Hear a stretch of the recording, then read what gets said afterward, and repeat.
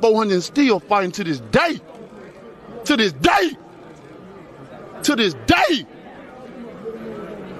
You just sit here, you don't know what I'm talking about?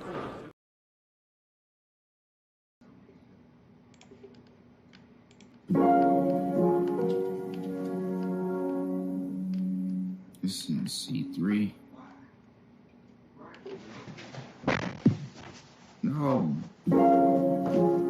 Oh, that's an F. I knew it was close. Wow, that's an F. It's in key. But I'll be goddamn.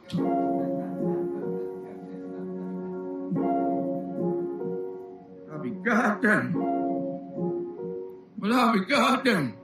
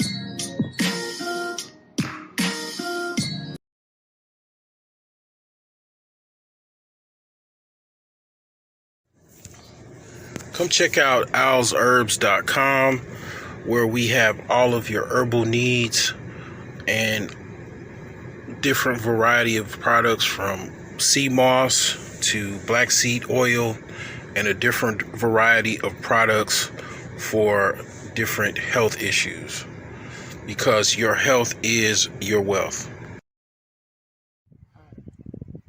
Hey you guys, this is Courtney Camaro. I'm outside of Muhammad Ali's real original home. We're in Chicago, and I wanted to shout out Al's Botanics and Herbs. Man, when I tell you, I am one of those people that has insomnia. I can't sleep. I can't focus on some days because I'm so sleep deprived, and this has helped. This is one of the mixtures he has that helps with sleep. Purchase the Millionaire Savings Plan, available on Amazon.com and BrokeGeniuses.com. Learn how to break the paycheck to paycheck cycle, get out of debt, save more money, achieve your financial goals, and live a better life.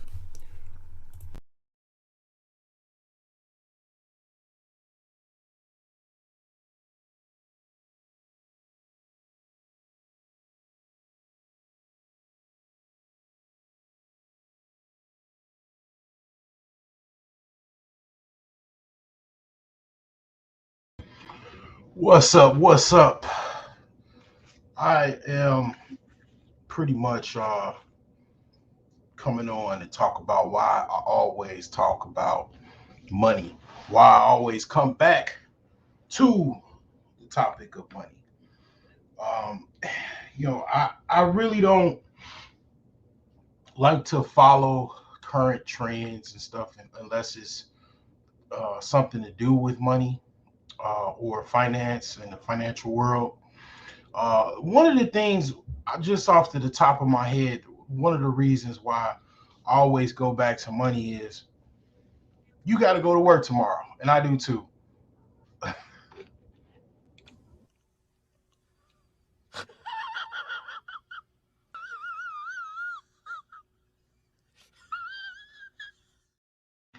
So I mean, yeah, that's one of the reasons. Because see, here's the thing: if you don't already know by now, money is a tool for entrapment. Okay, one of the reasons why I talk about the five types of people in the financial world, and I talk about the people that are disabled, the trench fighters, and the freedom fighters. Well, if you don't have the freedom to have enough capital to go on your own missions or mission, you gotta basically stay in the trenches and fight. A lot of times, I've observed in the Chicagoland area. I observe it, here in Indiana. People just being in the trenches their whole life, their entire life, they're in the trenches. I go on the train every day. I see people that's older than I am, old enough to be my mom and dad, that have been working, probably have healthy 401ks, retirement plans of all sorts, probably even house paid off. Who knows? They probably even just like working their job. But you got to understand, it's people that they also do that because they got to.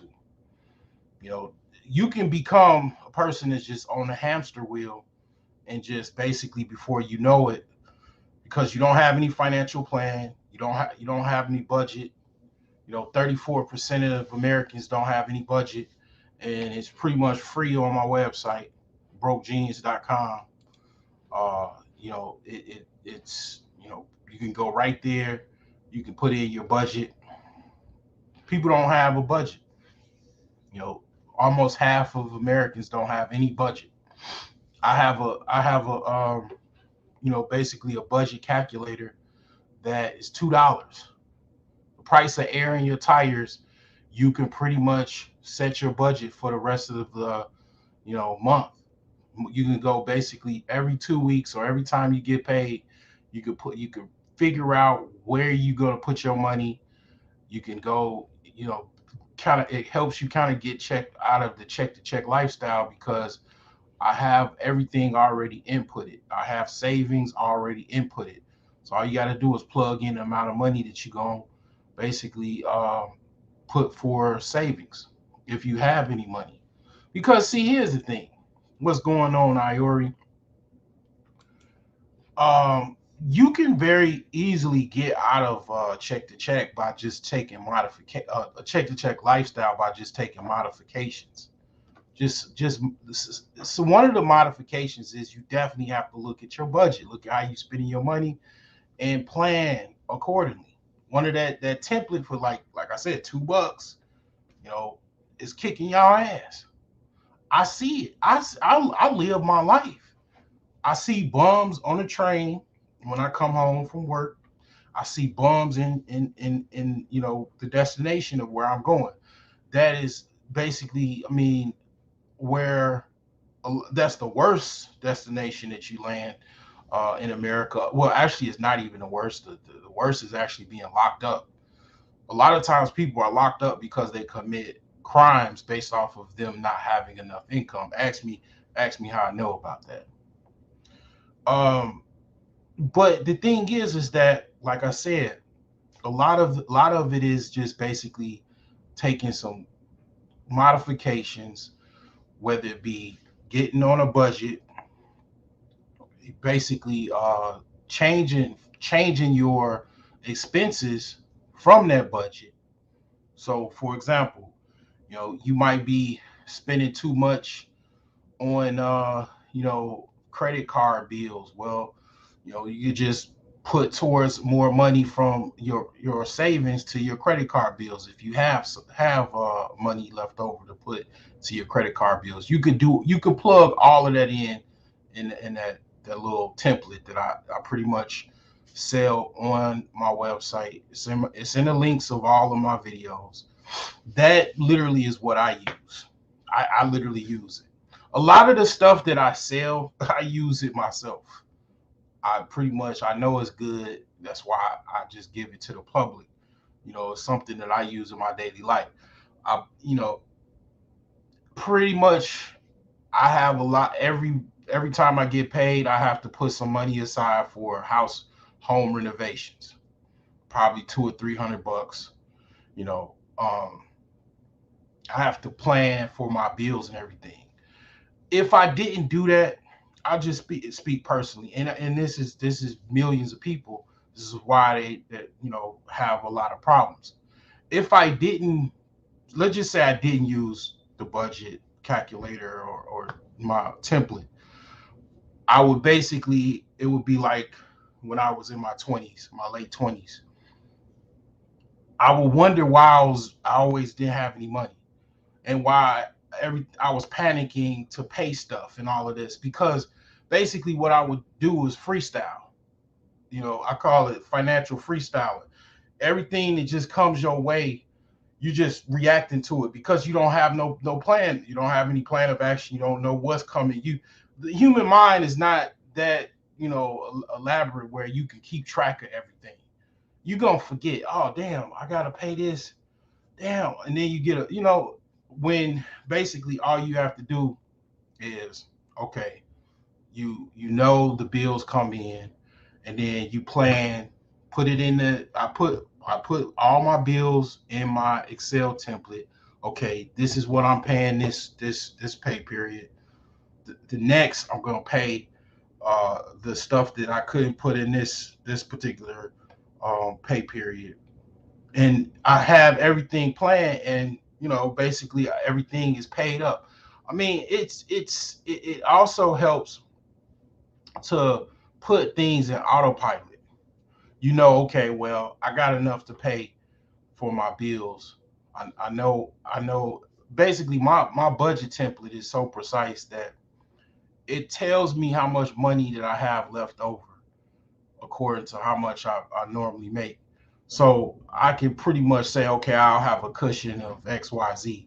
You know, the thing is that I know people personally that I've given my budget calculator. I've given them my template for free, but they don't use it, and they're having problems. And I'm like, okay, didn't I send you the budget template? You don't follow it, and the thing is that yeah, they don't follow it because one of the things about business is if you can help it, you're not emotional when it comes to business. Like, I mean, people can hate one another, and they should still do business because they either have to, they have to, you know, you gotta have some place to live. You gotta have some gas in your car. You gotta have some clothes. You know, you kind of have to buy certain things. I know. A lot of times, people can't stand the fact that they gotta buy something, but you have what they need, and they kind of have to buy it. Well, sometimes people basically uh, make decisions off of their emotions and not do stuff, do the right thing just because basically they got something from somebody they hate, basically, or they act like they like, but they really hate them. So it's like I say all that to say, um, one of the things that I know that a lot of people don't have um, things in control is they don't have control over their emotions. you know you gotta this like this whole money thing or financial thing. I've been scrambling to find this particular like thumbnail, um, and it kind of encompasses everything that's in society, um, or our reality, the spiritual world, um, the physical world, your family, your work, your business, all aspects of society. And one of the things about all of those things is that that's the same thing with money. All of those things, money encompasses all of those things. Um, One of the things about religion that I really kind of, it's like a light bulb moment. What's religion without money? That's a question that you might have not heard before, or you might have heard before. What is religion without money? Can an actual religious center rely off of just God directly? Like, do they just, the manna from heaven take care of all of their needs? No, they need money. They need to pay for, you know, the particular religious center, just like, it has a furnace, it has a water heater, it needs to, basically be taken care of. But one of the things about where it comes to with emotions, and why a lot of people kind of, go downhill without a sled, is that they don't have control over their emotions.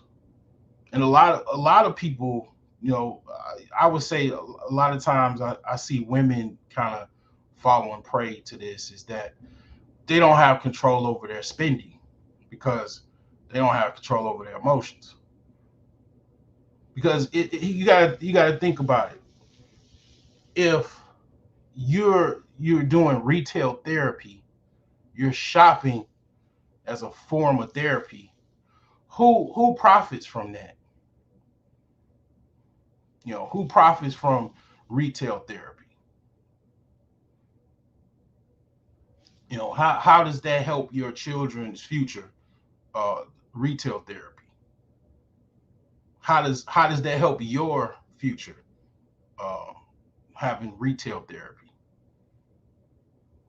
having clothes, hanging in your closet, mimicking a lifestyle, of some reality TV show, when you live in check to check, and you barely can pay the rent, you barely can pay your bills, but you got clothes in your closet.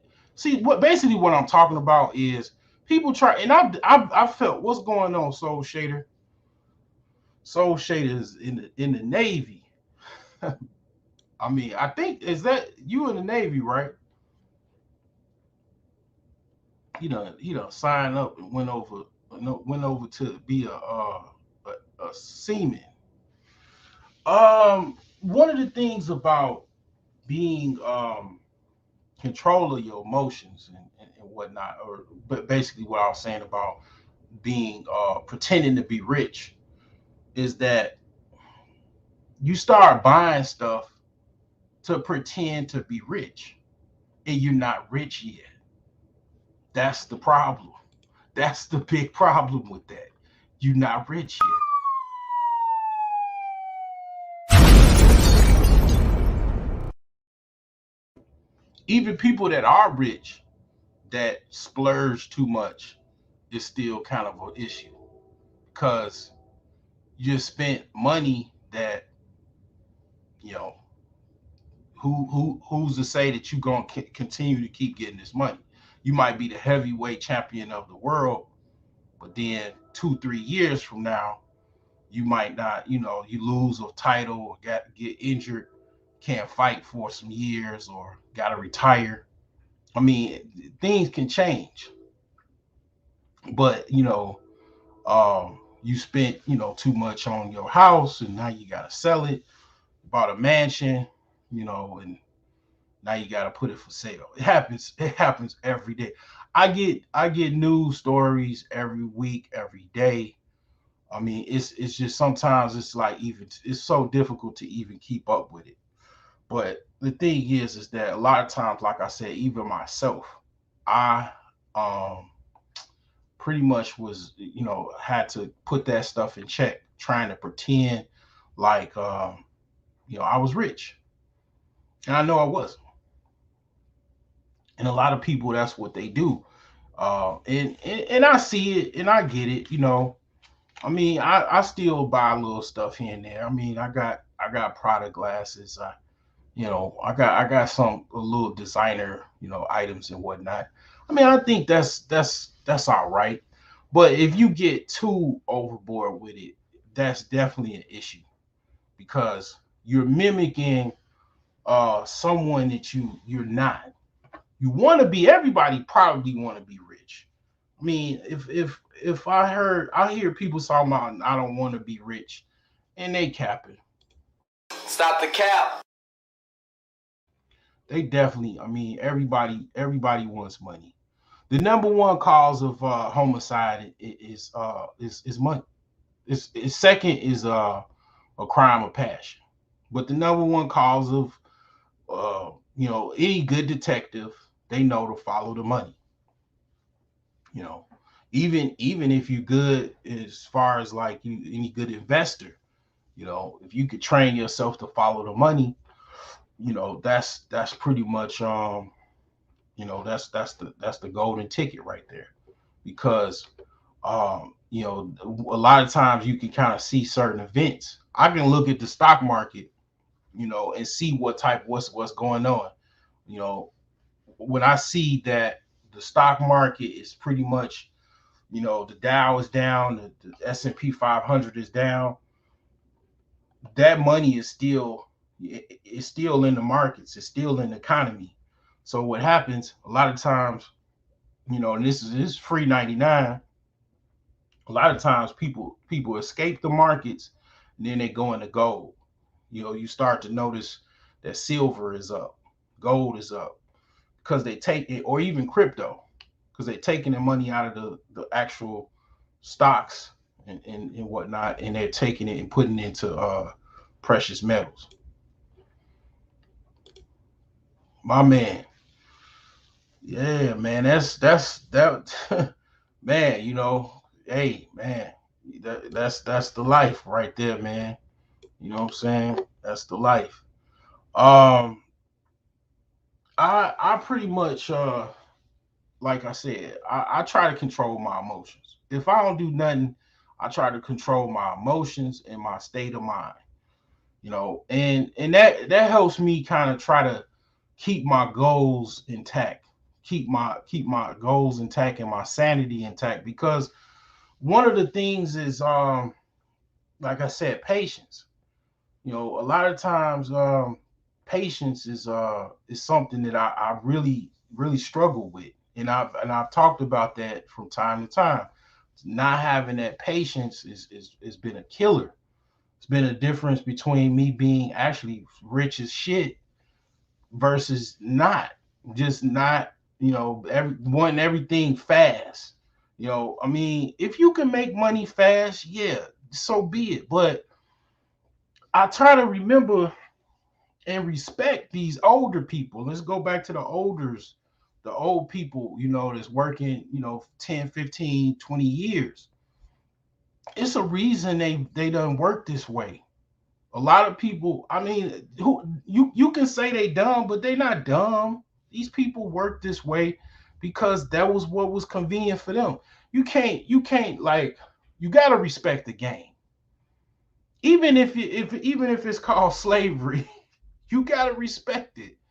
You got to respect that. And that's another thing. You got to respect the game. Or, what I mean by the game is that this financial game that we all live in and we were born in. People need to live in a house. They want to live in the nicest neighborhood they can afford. So they go out and get a mortgage. They get knee deep in debt. They get the credit cards, and then they get a car. They want a nice car to fit in, and they pay car notes. They say the average car note now is about $1,000. You gotta respect that shit, man. That people fall, even if you don't fall for it. I have to look back and I'll be like, I gotta respect the game. I gotta respect the fact that this is what people do. This is what most people do. Even if I don't do it, and I've done it in the past or even had desires to do, I gotta respect the fact that this is the game. This is what people do. Even if I don't do it, I can't be like, okay, these people are idiots, these people are dummies, Because to be honest, they probably look at me with my old beater, like this dude's a dusty bum, and then look at my house or whatever, or find out where I live, and like, oh, this guy's this and this. So I can't stoop to their level and think that they're dumb, even if they probably think that the average person thinks that I'm dumb. I can't allow myself to do it because I gotta respect the game. I gotta respect the fact that you know these banks have all of this money and they have people in hamster wheels, that are not observant. I'm quote what you would call quote unquote woke. I've been woke, or whatever. Like I'm outside of the matrix looking at the people feeding it. you know, I mean, like it is what it is, but you gotta I respect it at the same time because these people feed the economy. They actually are part of the economy, a big part of it. Trench fighters are the grave diggers and the workers of society. Without them, this thing would just, man, it it wouldn't even be, it would just be a chaos, and a collapse because they feed the economy, and then I mean everybody does, but I mean they work. It's parts of the world like in the Emirates and like Qatar, they don't even really work. The average citizens that live there, they don't work. They have to get outside immigrants to actually work because they don't themselves in the country work.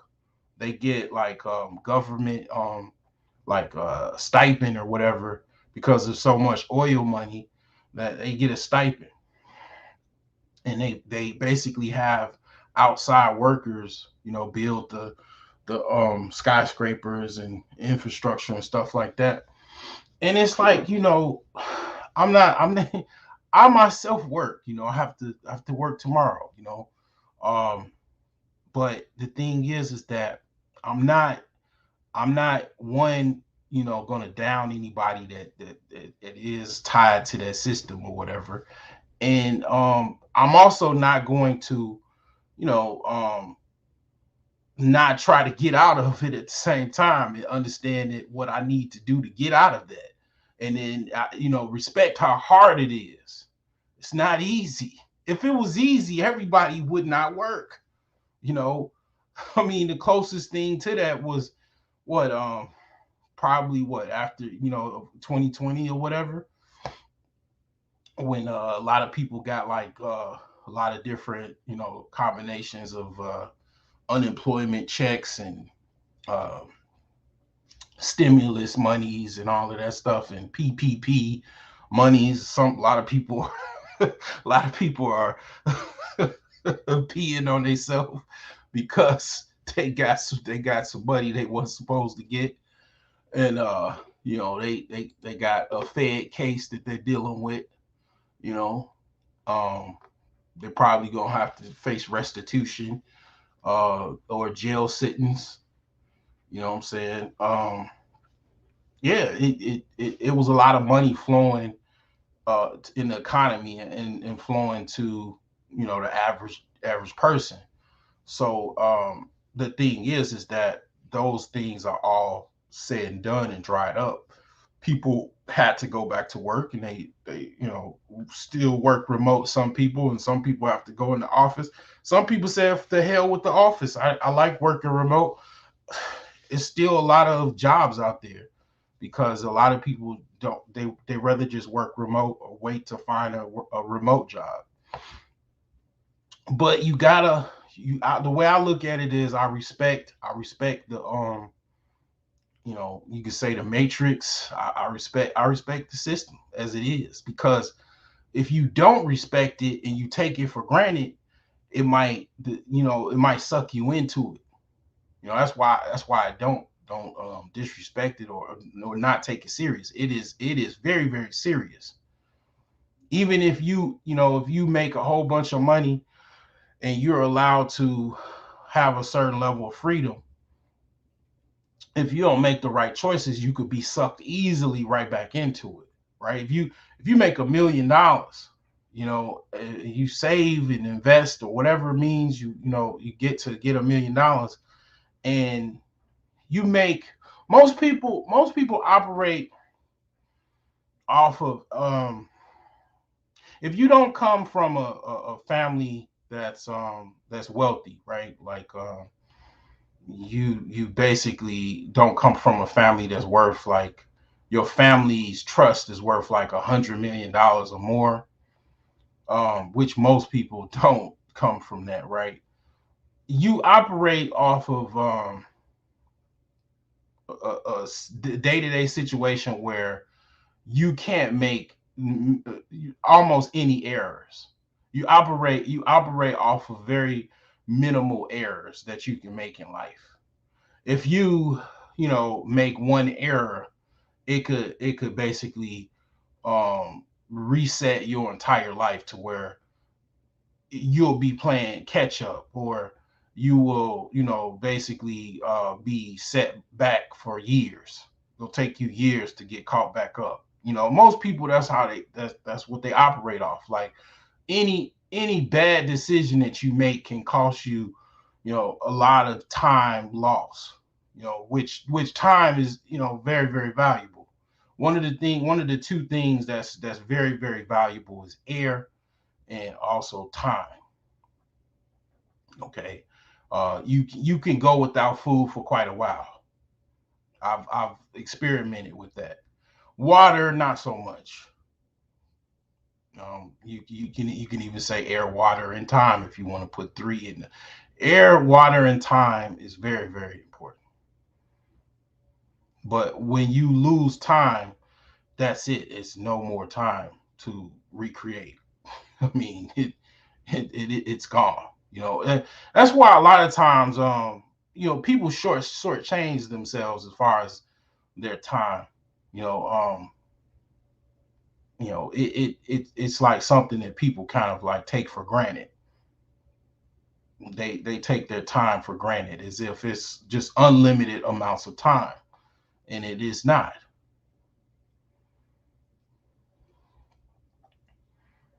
One of the things that you should learn to value, if you don't, is value your time, because that's what you charge. Even if you have a job, that's what you charge your employers. You charge them, if you work full time, a good 8 hours of your work, and they pay you off of those 8 hours. The best that you could do is make as much money as you possibly can off of that job within that 8 hours.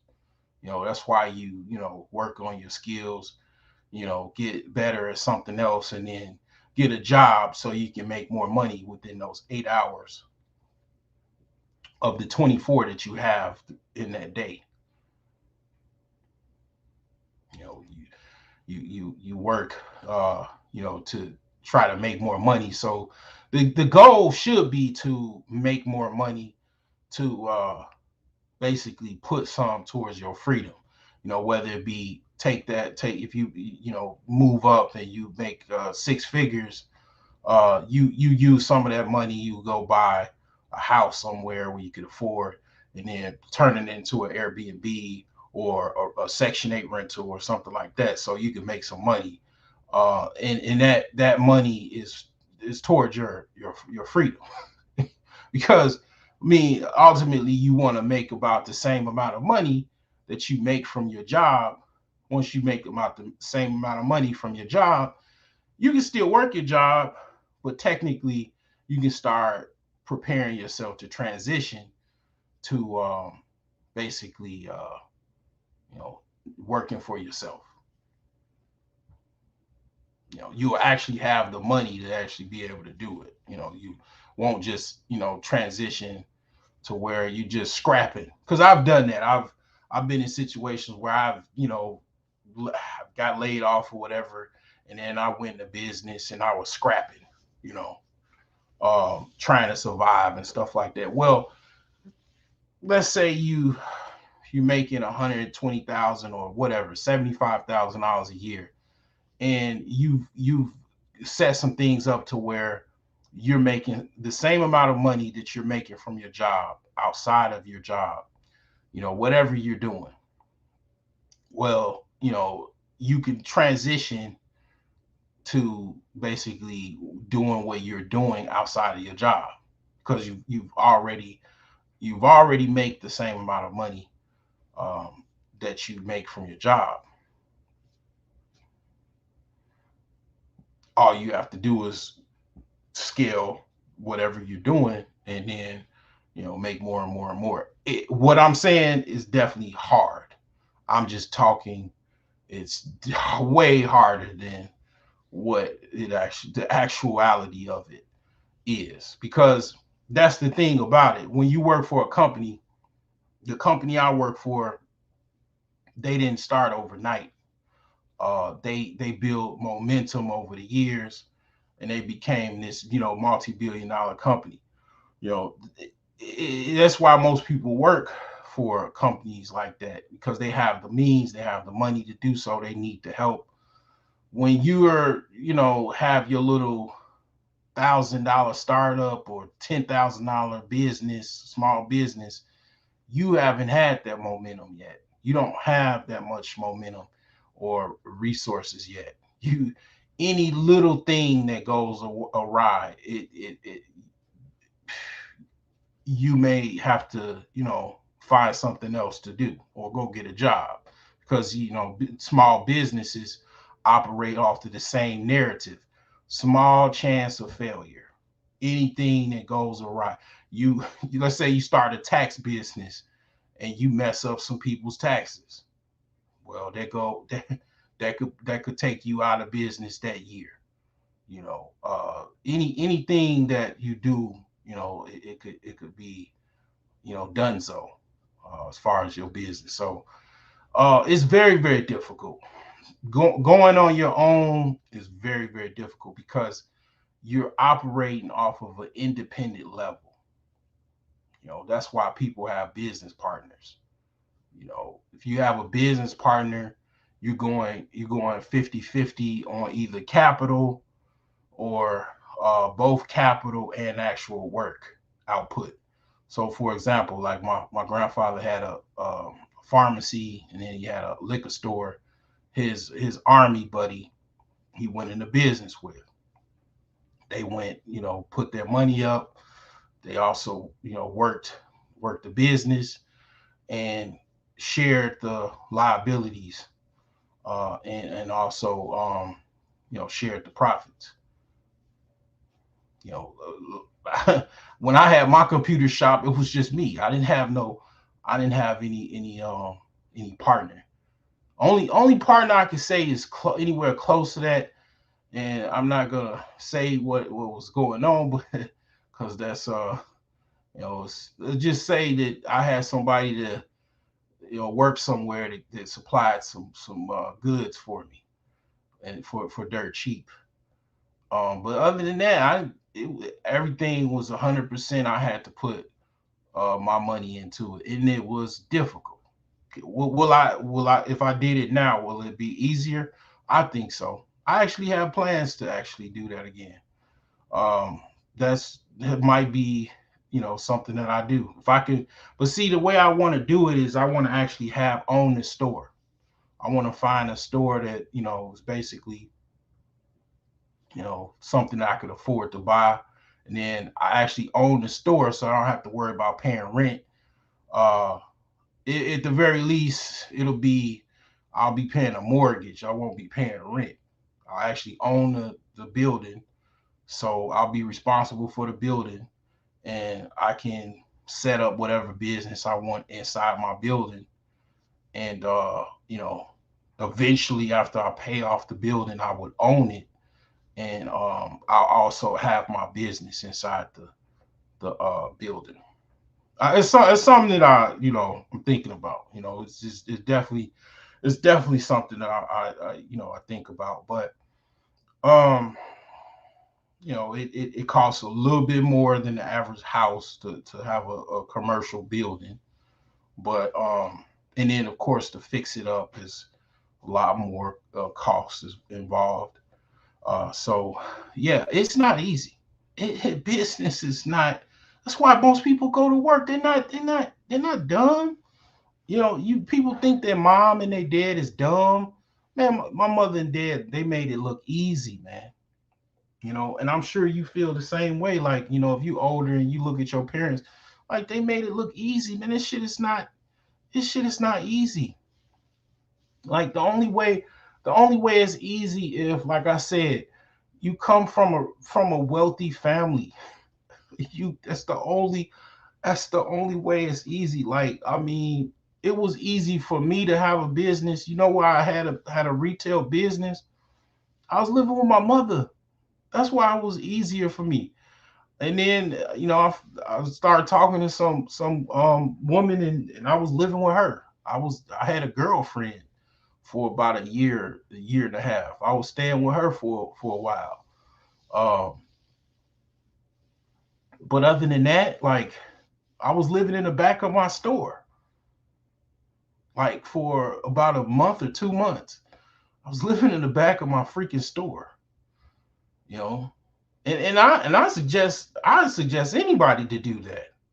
Like, I mean, if you're in a situation where your back is against the wall and you kind of have a problem with, like, starting or getting a job or something like that, and you get some money or you already have some money, man, there's plenty of people that have done that. Even immigrants, that's what they do. They get their store and they live in the back of their store. You wouldn't even know that they're in the back of their store. Some people they have apartments above the store that they live. Yeah, I mean, that's like it's not retail arbitrage, but that's kind of like you could say that's commercial hacking, or um commercial retail business hacking. You live in the back of your store, you work on your store, you know, and then you basically consolidate everything to where you're just paying rent. You're just paying one rent. You just paying for your store. So you ain't got to worry about, like, going to get an apartment or living in your car, nothing like that. So you just basically in the back of your store. I mean, obviously this does not work if you. This was definitely before I had children. This is pre-children talk. You live in the back of your store, and you know open up your store, and you know what I'm saying, and you right there. You know, save up your money. What I did, that was how I bought my first house. I saved up some money. I was living in the back of my store, and I basically bought a house. Made a bad decision, but I made a decision nonetheless. I didn't know what I know now. If I knew what I knew now with that house that I bought, I wouldn't have bought it. All I needed was about a few grand more, and I could have got a house that wasn't fire damaged, because I do not buy no fire damaged house. Just ask yourself this: would you buy a fire damaged car? Only way you could answer yes is one or two things. And with the car, obviously you know how to rebuild cars. You're a master car rebuilder, and then two, you're a master carpenter. And even a master carpenter, they'd have to look at the area where the property is. Might not even be worth it to rebuild the house if the area is not decent enough. The cost of the building material and time and labor costs don't equal to the area where it's in. It's not worth it. But the thing is that, yeah, that's a true story. That's what happened. you know I stayed in the back of my store for a while, hacked that out, and then I bought my first house cash. you know Learned a lot, made a whole bunch of blunders, but it was an educational lesson that was paved in blood, tears, and a lot of wasted time, despair, and you know, court visits, and ultimately losing my house to be demolished. I mean, the educational lesson is something that I took with and I learned to this day, and I actually know how to build houses and know how to do certain things I didn't know at the time. So, it's just, it's something that I just want to just say that it is not, business is not easy. People talk like it's easy, but all these LLCs, they just LLCs. They're filed, paperwork. If you're not making over 50,000 to $100,000 a year, you do not need a LLC. You just don't need it. You got to make money first. One of the things, I listen to I listen. I think his name is. Let me see if I can get his last name correct. Listen to Ike Ogomie. I think that's it. One of the things, if you don't know about, Ike, is that he's self-employed. I think he's a structural engineer or something like that. He talks a lot about business too, and he's more of a financial freedom kind of guy. See, it's very, I listen to a lot of people that's in the trenches. I listen to various different people that's in the trenches. I know they're in the trenches.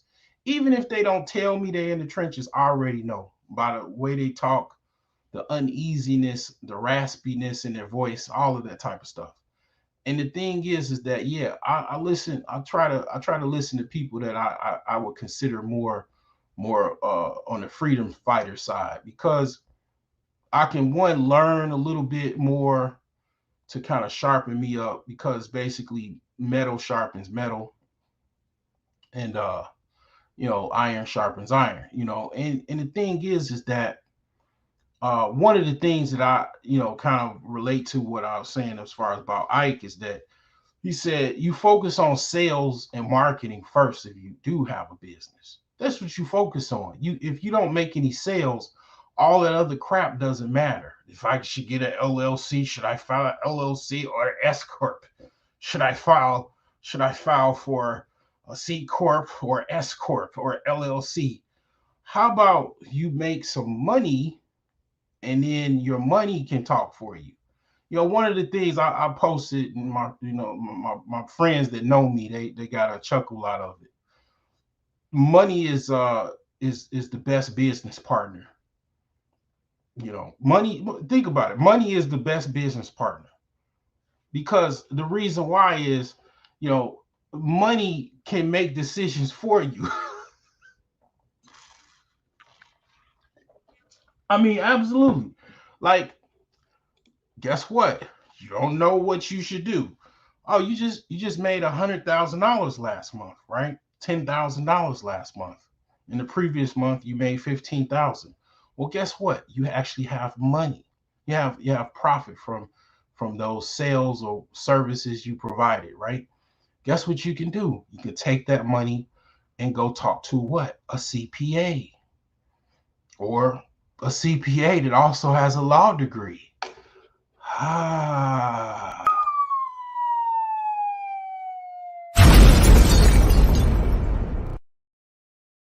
If you haven't made $5 from your business, and it's business is rough. If you haven't made $5, well, that conversation kind of gets devoided. It kind of get lost in the abyss. Then you asking people, random people, should I start an LLC or an S corp or a C corp? Because you really are asking the wrong questions. The questions that you should be asking is, how can, this is what I have right here. I don't know if you can see it. This is what you should be asking. How can I create a marketing system and create a sales system? That's what you should be asking. I am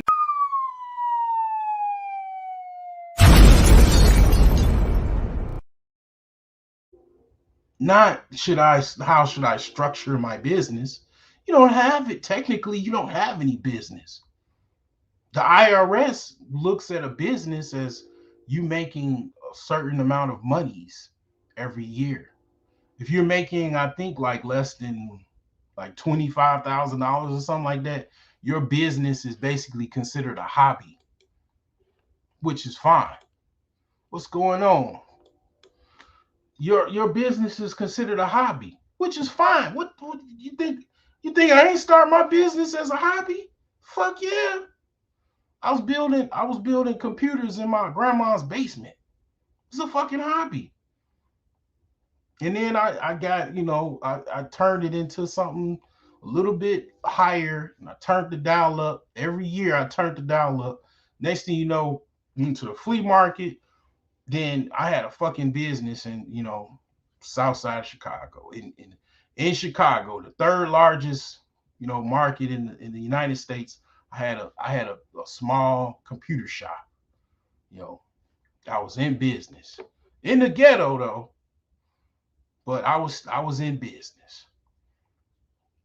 So yeah, I mean, if you're focusing on your structure of your business and all of that, I would say as a business owner, as a grandson of a millionaire businessman and insurance salesman as well.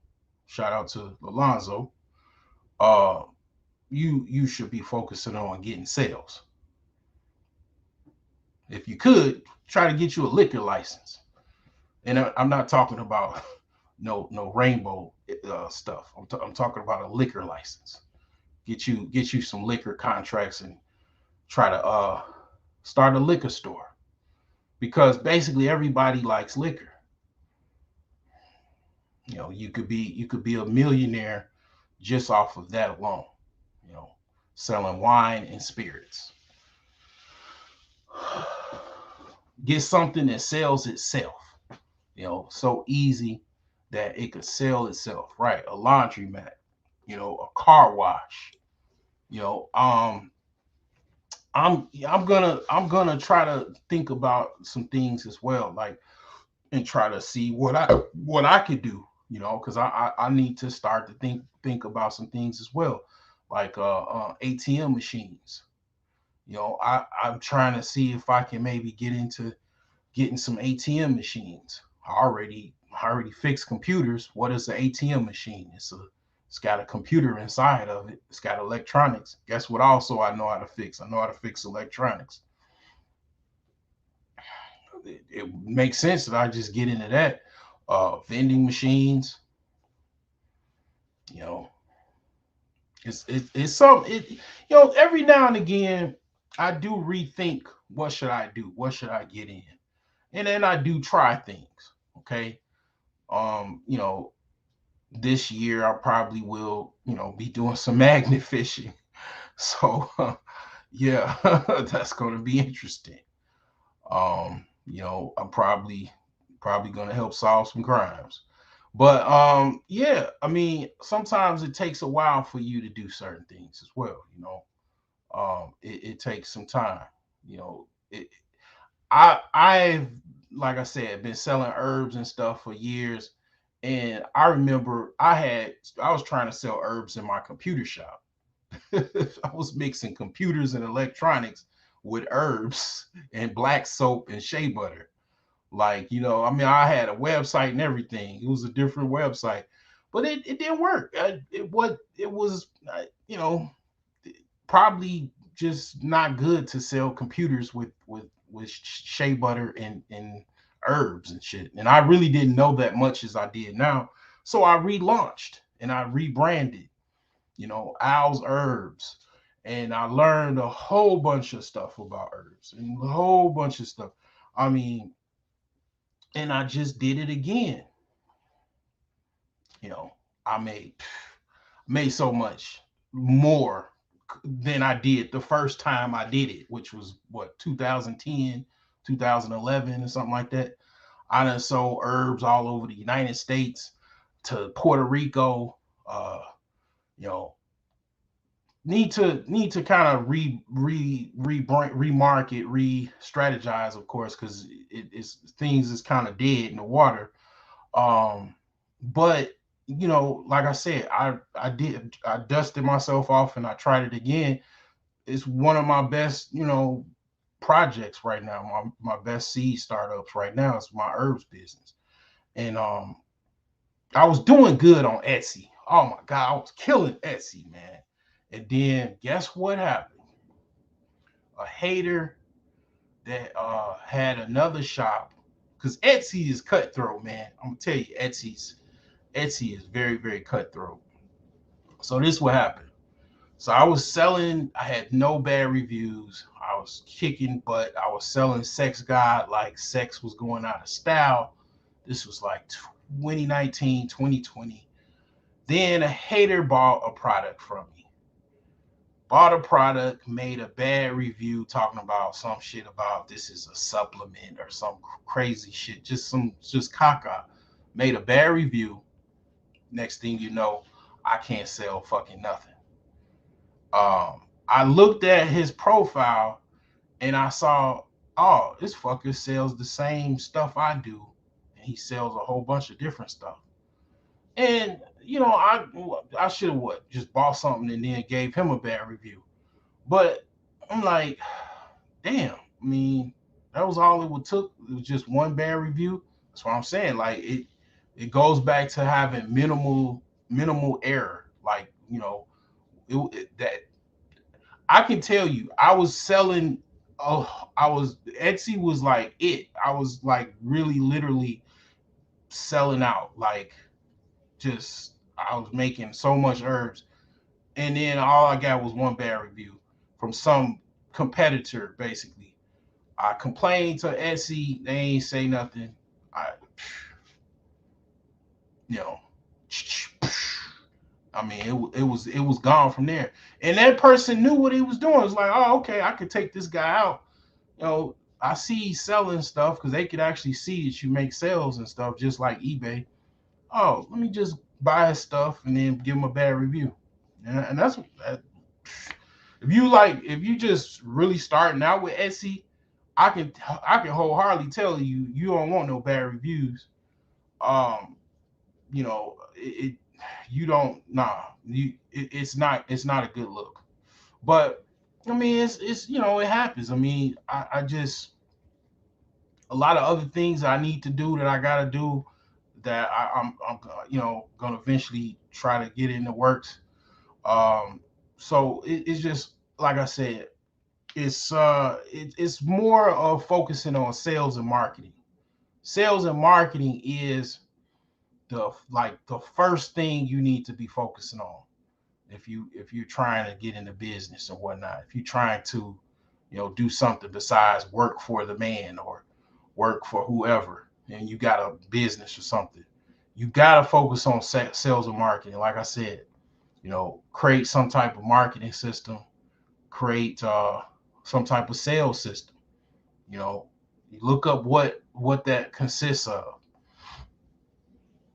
I mean, I'm not gonna lie to you. Some of the things I'm trying to learn too, because a lot of things are on the internet now. Things are different. They say the best technique for marketing now is email marketing. Social media marketing. I mean, this stuff is like this wasn't around 10, 20 years ago. This is new. So I used to cold call people. I used to get business cold calling people. I really probably gonna try to get back into that because I get a bunch of people cold calling me. You know, I used to get clients. Cause I remember I got a client that was like down the street from me that had she was a realtor and she just so happened to need some help with her computer, and I got her just through cold calling the business pages. So I was just trying to get some sales. So I mean, back to why I talk about money. It's it's a thing where it's a lot of people talk about a lot of different things and stuff, and on YouTube it is a lot of folly. I enjoy the folly, but I just gotta remind you as well as myself that you gotta get back to the money. You gotta get back because it's a big problem. I would be honest with you. I mean, I probably wouldn't even watch that much of the folly if I was like, um, seriously, like, I mean, I'm talking about have money just exploding out my pores. I probably wouldn't. I would be doing what I really want to do and everything, and probably wouldn't have a lot of time to watch the folly. I would just be I would be doing a lot of different activities. Some of those will be involving women, ladies and gentlemen.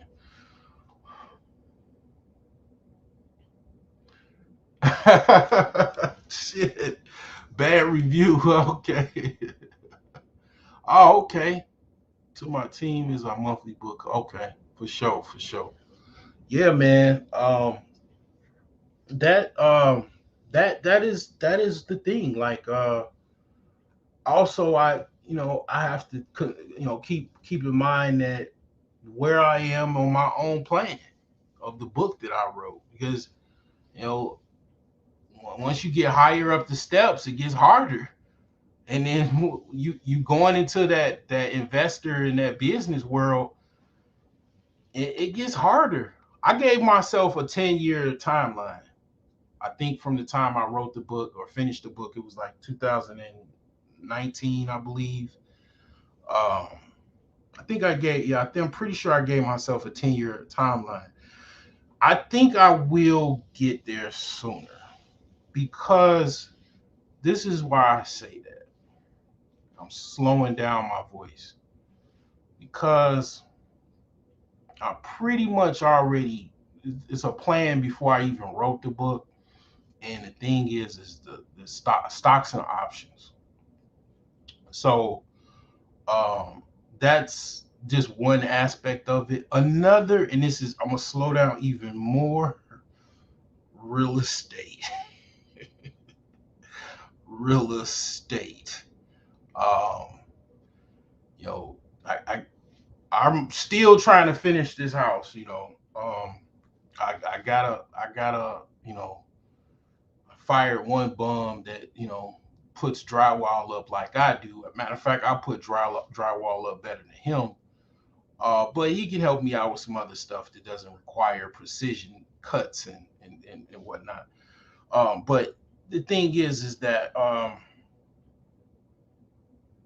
driving around Gary and I see all these abandoned houses. These houses are, some of them are gonna be on the next tax sale. $500. Now I feel guilty because I feel like I want to put this on Patreon. $500, just like the house that I'm in right now. It was white guy, older white guy bought it for $500. I paid him 10 grand for it. He bought it for $500. I'm like, well, I missed the last year's tax season, so my brain with trying to keep up with the chaos and everything like that. I'm trying to figure out when the next tax sale is. So the next step is I gotta do some research of when the next damn tax sale, the Lake County, Indiana tax sale, so I can prepare for it. Because I want to come in with no less than about $15,000 to $2,000 because I'm trying to buy at least about two or three of them.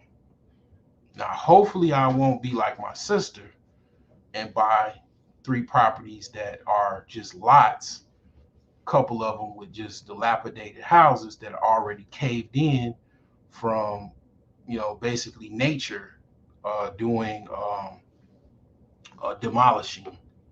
you know yeah, I'll be looking out for your lives, man. I like your lives. you know yeah, you got some good live streams, very educational. I'm still blown away about that thing you said about women primarily being the main purchasers of the 203B or 3K think it's like fix and flip loan, or I forgot what it's called, rehab loan, home rehab loan. I did not know that. I thought that hands down men get those loans. Okay, 203K kid. I was blown away. I was like, dang, okay. Um, well, women are. They say women are more women are homeowners than men are, and I want to try to break that down and research that. I think that would be one of my next probably topics or something to just dive into, because I want to figure out why that is, and um, what that's about. One of the things I'll say is, just off of the top of my head, I know why it is, because a lot of women are single mothers and they have children. You got to have some place to live with your children. So that might be one of the reasons why. Um, I give I give my ex-wife a sum of money so she don't take me to child support. So shit, she definitely got her house, and it definitely looks better than mine. But I own mine. Uh, but yeah,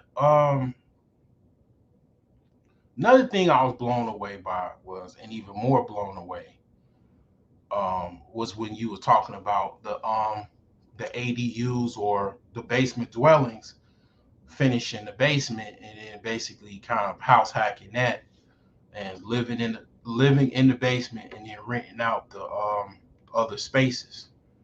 That was,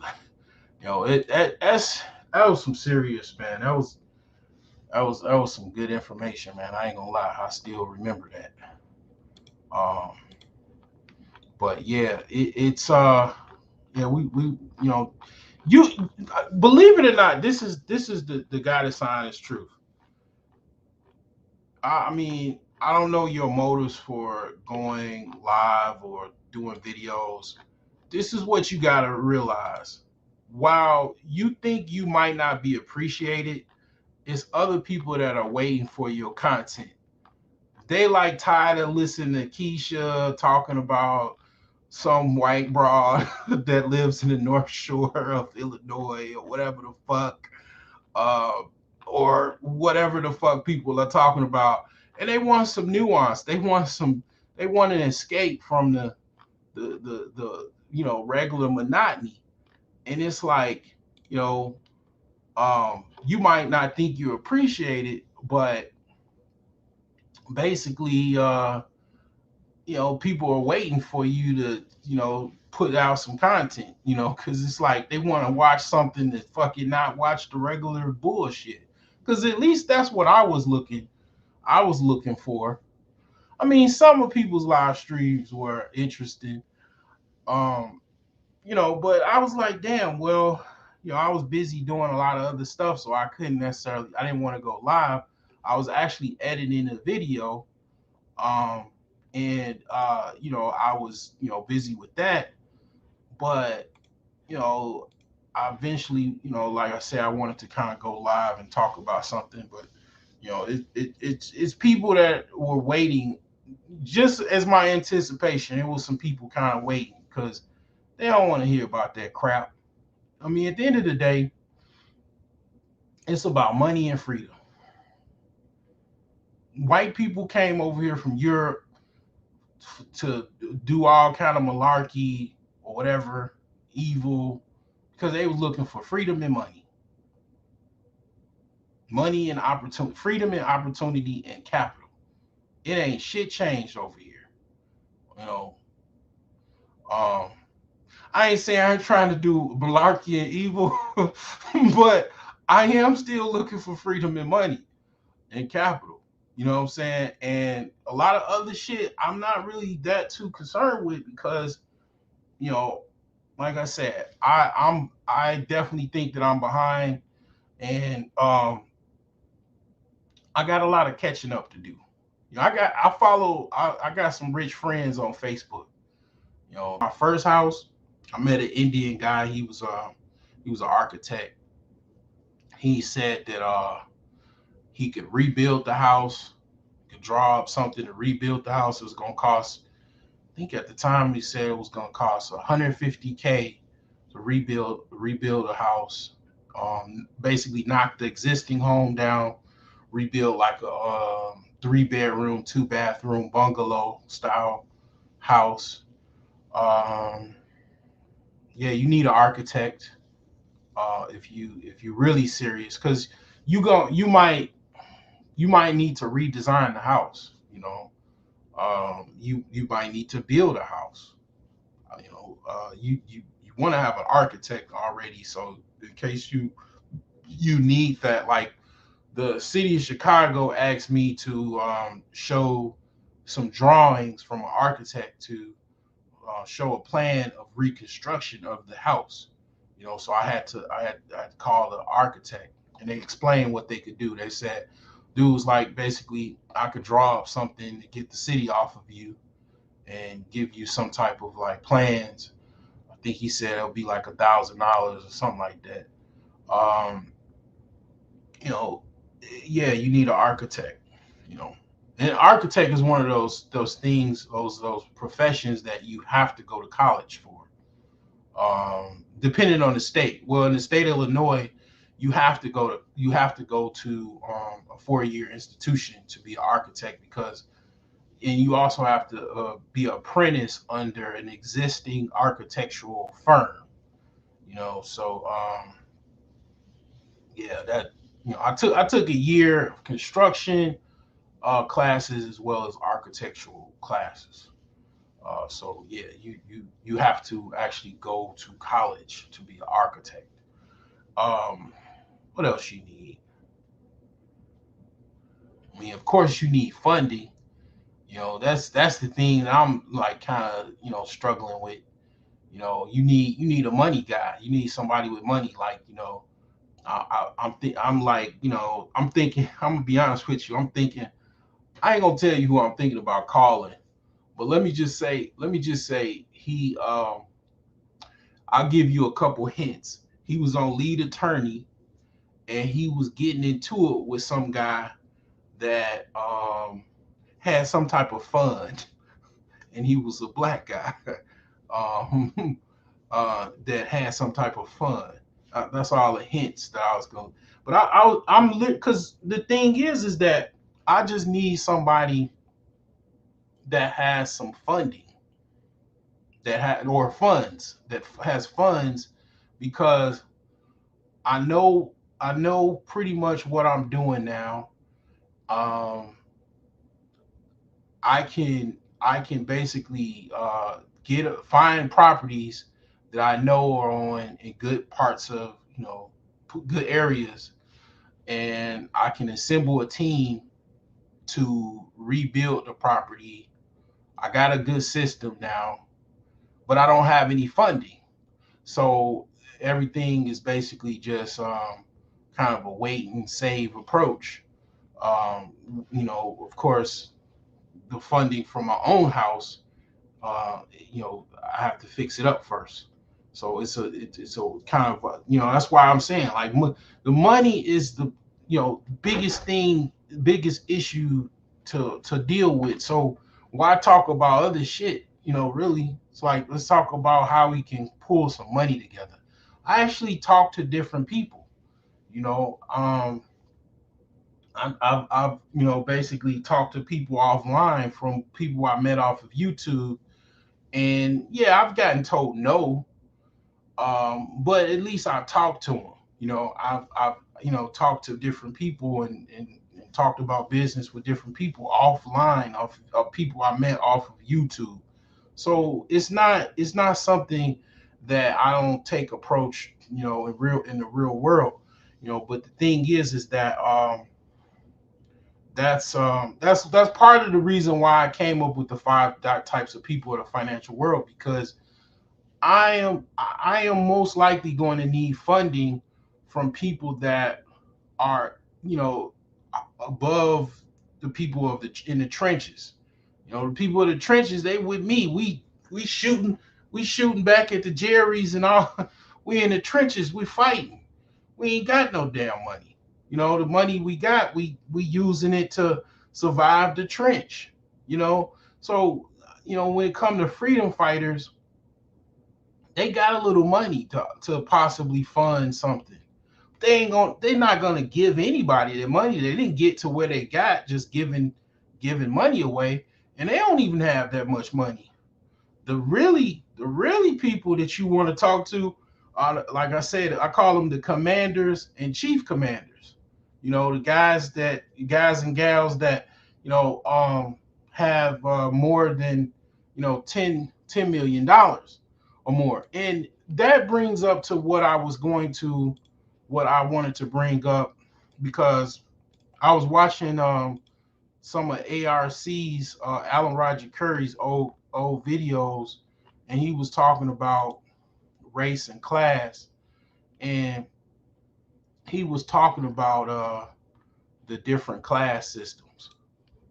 So this is one of the things that it's real small, so it probably don't want to try to read it because you'll probably mess your eyesight up. But the thing is that there's the people that are in the trenches, primarily are in the middle and the lower class. The upper middle class, I would say, is going towards the freedom, being a freedom fighter, but it all depends on how much actual liquid wealth you actually have.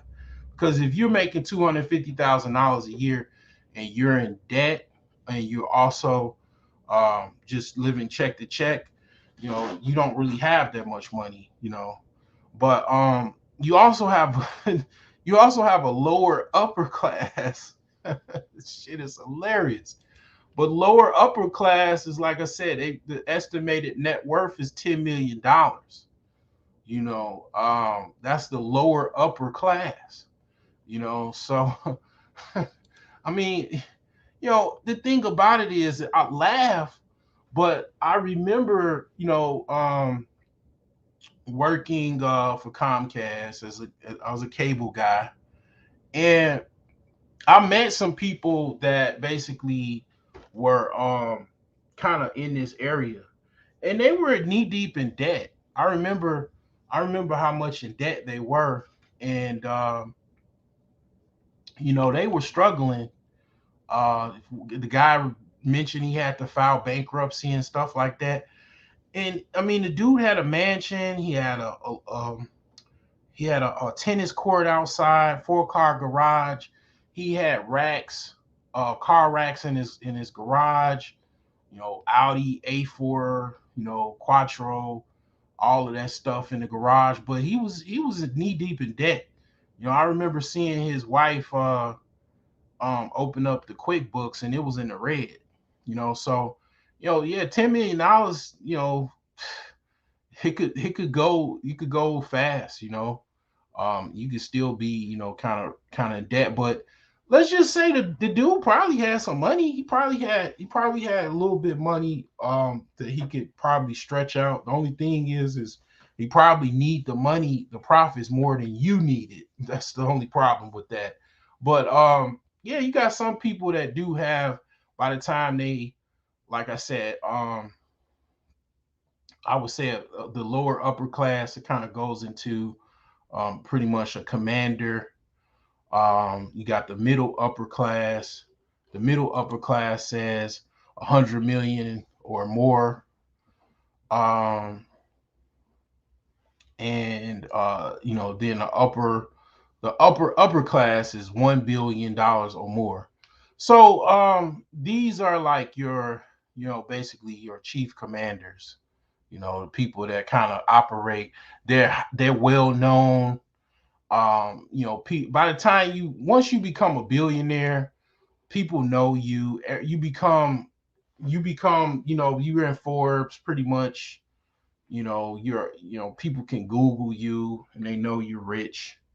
Um, you got a different type of life. Like probably most likely know people that are in government. You probably got lobbyists on your team. It's a whole totally different world. It's only so many billionaires, right? even people that make over $100 million. So the thing is those are the people that I was thinking about as far as that has the funding, right?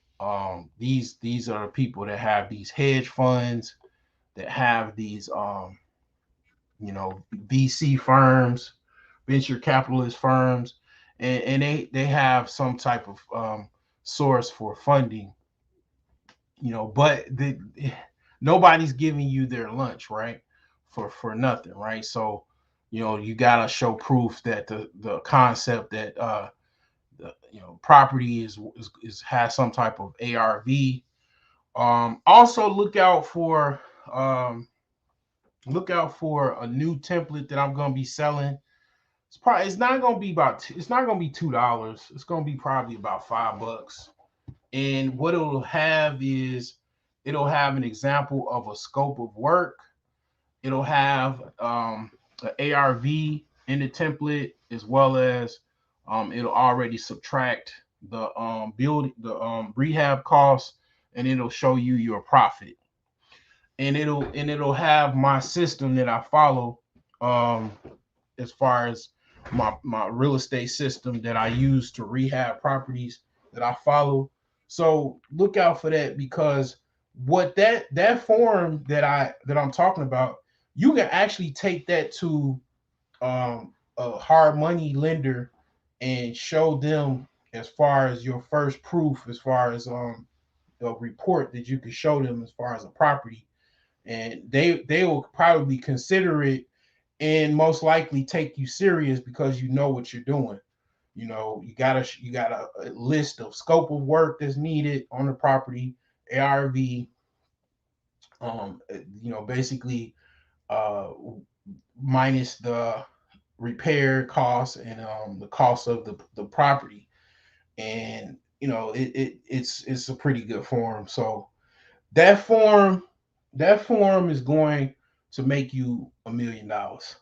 I pretty much can see that form will make you $1 million, because I can see myself making $1 million off of it and more, because you can use this for one property, you can use it for 10 or 100. It's very, very simple, and it's just something basically, I ain't gonna lie. I ain't gonna lie. You know where I got that form from? The scope of work. I got it from the Illuminati. the Twitter is a beast, man. They got all kind of little, like, groups and stuff, and you got groups where they literally into the enlightened and the light. So you know what I'm saying. That's something that I've added to it. You know what I'm saying. So it's something that's crazy, but trust me, it is very, very, very good. That's one. What? But yeah, no joke. Like, all Illuminati means is like enlightened. Like, basically, if you ever graduated 8th grade, basically, you, or let's just say high school, you say, I went to such and such high school, that's my alumni, or a college, that's my alumni. That means illuminated. That means you are a man or a woman of light. If you went to college or even high school, right? Because a long time ago, people didn't even go to college. They didn't have the money or means, barely went to high school and finished high school. So that was your alumni, right? Um, so the thing is that word is illuminated, meaning you have some light. You're educated to have some type of light. You know what I'm saying? So literally, if you graduated high school or even college, you are a part of the Illuminati.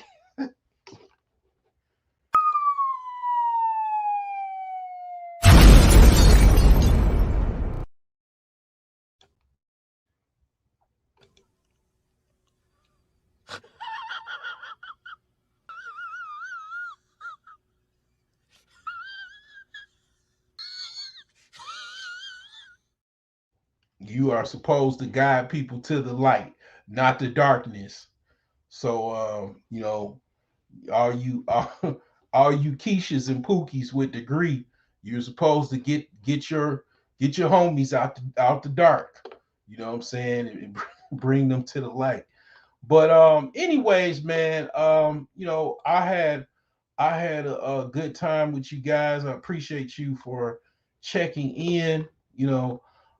If you want to make a conversation short, just what I'm saying, just talk about the money, and that'll bring things forth and get people a little flustered, because a lot of times people don't want to talk about the money.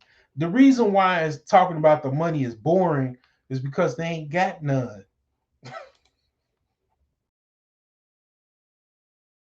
You got to start looking at your life. It ain't about going to church or mosque or synagogue or hanging on the corner. You got to be a lot more responsible for the life that God gave you than what you're showing right now. Or you're going to pay a price for wasting God's life. He didn't bring you here for you to waste your life away in foolishness. All the gifts and talents that are buried within yourself that you know are there, and you won't use your gifts, use your talent, make excuses for yourself. You won't be an example for your children or for your community. You got to pay for that.